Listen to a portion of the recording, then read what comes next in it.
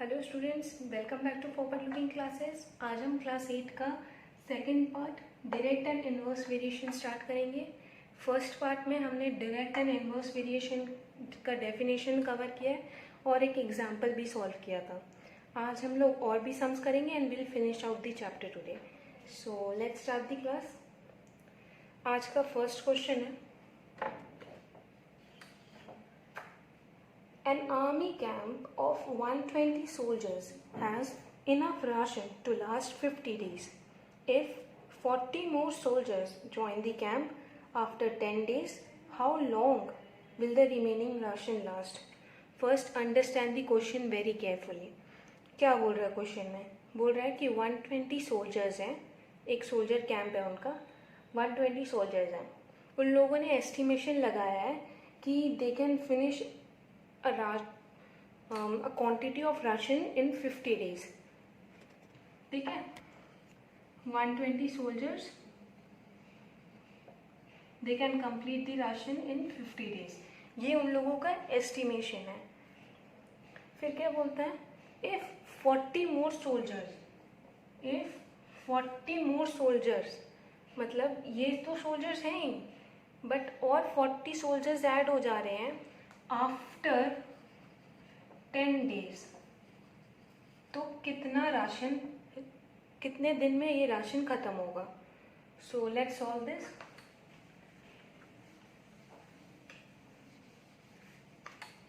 मैंने आपको last class में बोला था जो हमें फाइंड करना होगा वो राइट साइड में लिखना है और जो इन्फॉर्मेशन है वो हमें लेफ्ट साइड में लिखना होता है।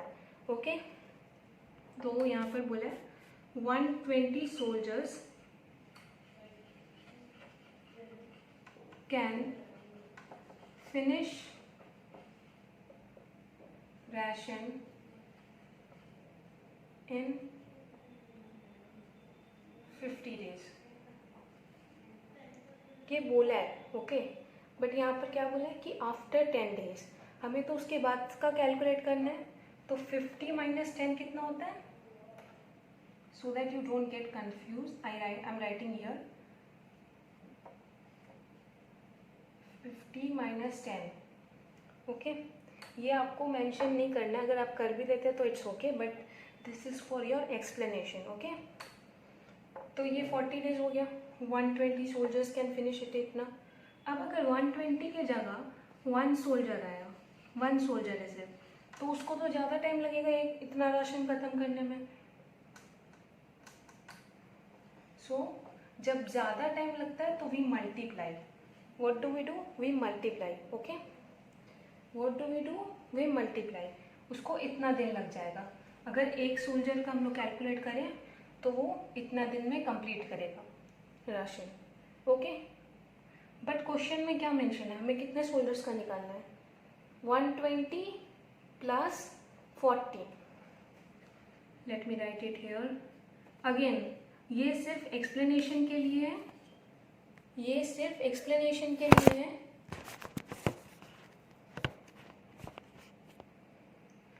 ये सिर्फ एक्सप्लेनेशन के लिए, यहाँ पर आप नहीं भी लिखेंगे तो भी चलेगा। अब अगर ज़्यादा होंगे तो we will divide.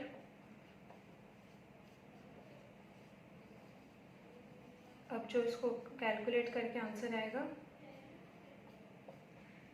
That is the answer, that is 30 days. So this is the answer.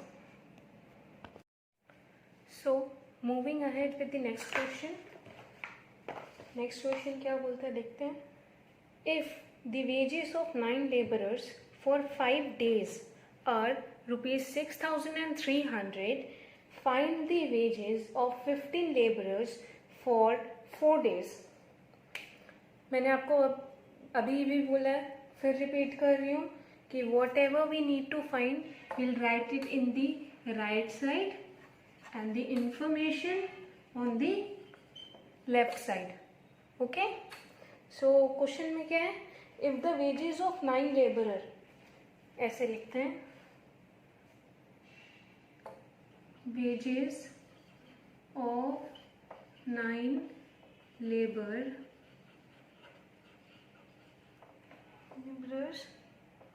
for 5 days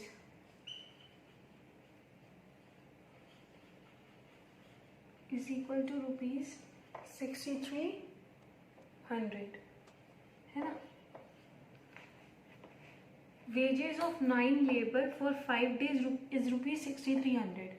तो वेजेस ऑफ 9 लेबर कितना होगा for 5 days? 6300 by 9। and wages of 1 laborer for 1 day कितना होगा? 6300 by 9 into 5, है ना। therefore कितने बोले? 15 laborers for 4 days।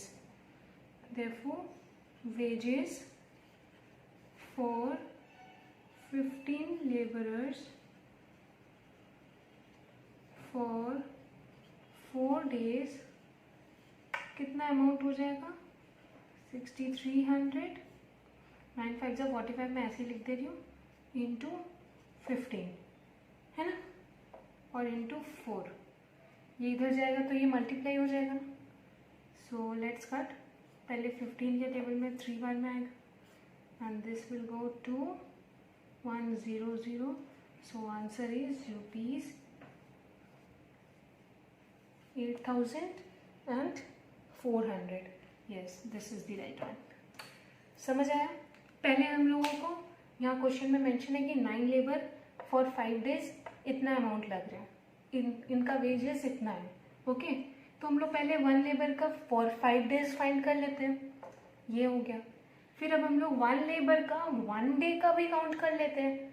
तो अब जब 1 का है, so we can count for 15 by just multiplying it, 15 laborers by just multiplying, and for 4 days by just multiplying with the number we get in wages for 1 labor for 1 day। Okay, and हाँ, कभी भी school में ऐसे नहीं लिखना ये वाला, ये तो मैंने बस एक्सप्लेनेशन के लिए, you need to write it in full form। wages of 1 labor for 5 days equals to इतना, फिर wages of 1 labor for 1 day is equal to इतना। therefore, so you need to write it in full sentences, don't do like this। okay, so hope आपको ये भी समझ आया। this was easy।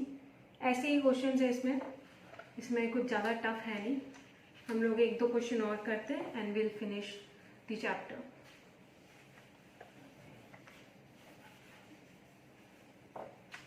Okay, so next question is this one। if 8 men working 5 hours a day do a job in 15 days, in how many days will 4 men working 6 hours a day do the same? ये भी वैसा ही है, similar ही है, but थोड़ा सा अलग है, इसलिए करा रही हूँ। ये 3rd क्वेश्चन है हमारा आज का। क्या बोला है? 8 men working, let me take the book, wait a minute।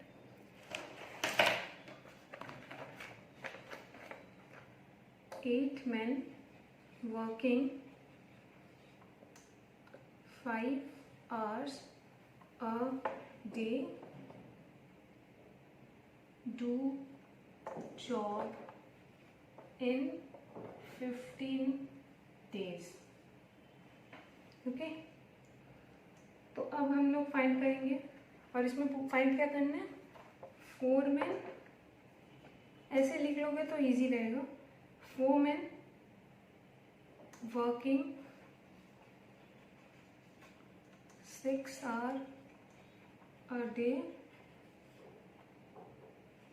do job in, ये हमें फाइंड करना है, ठीक है। So let's do this. 8 men, हम लोग पहले 1 hour का निकाल लेते। वर्किंग 1 hour a day, वो कितना जॉब करेगा? 15 into 5 करेगा। यहाँ 15 into 5 क्यों किया हमने? क्योंकि यहाँ पर ज़्यादा टाइम लगेगा, है ना। यहाँ कम वर्कर होते हैं तो ज़्यादा टाइम लगेगा, ज़्यादा वर्कर होते हैं तो कम टाइम लगता है। सो लेट्स सी, ये हुआ for 1 hour and 1 man will do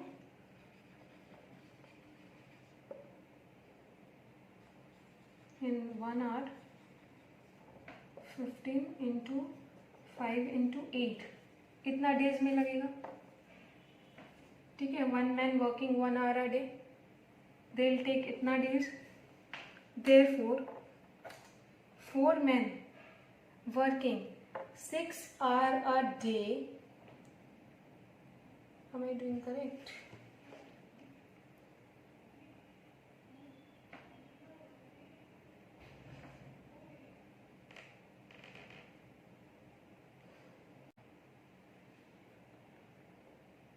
Four men working 6 hours a day will do a job in, ये डिवाइडेड बाई ये वाला मैं पार्ट यहाँ कर दे रही हूँ, 15 into 5 into 8, 4 to 6,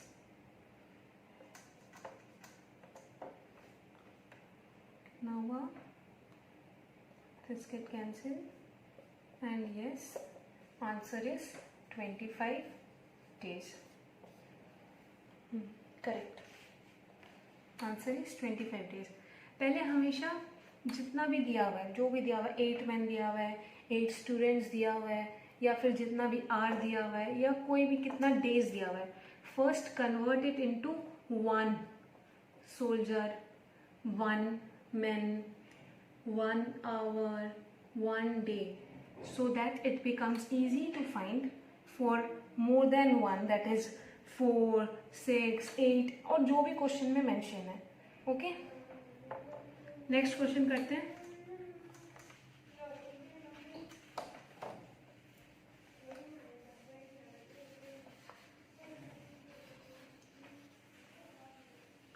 ये लास्ट क्वेश्चन है and then will finish out the chapter and this one is more important. ये इस काइंड का ही क्वेश्चन स्कूल में भी पूछते हैं, एग्जाम्स में ये इसी टाइप का क्वेश्चन देते हैं। सो ये वाला क्वेश्चन ध्यान से सुनना।